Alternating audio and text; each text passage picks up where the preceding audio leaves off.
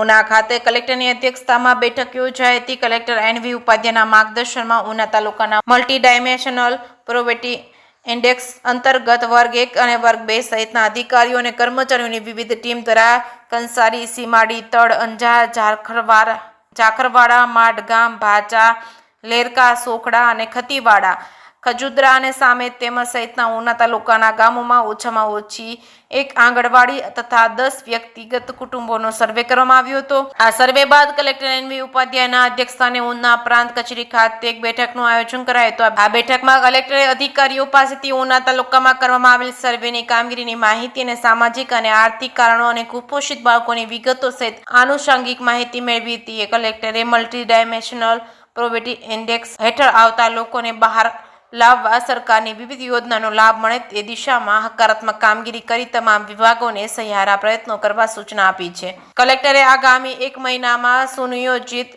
કાર્યપદ્ધતિ, કુપોષિત બાળકો ઘટાડવા, નલ સે જલ અને ડ્રોપ આઉટ રેશિયો ઘટાડવા સહિત વિષયો પર કાર્ય કરવા સહિતની સૂચના આપી હતી। જે કે સિંહ ગુજરાતી સાથે મહેશ વાજા, સોમનાથ।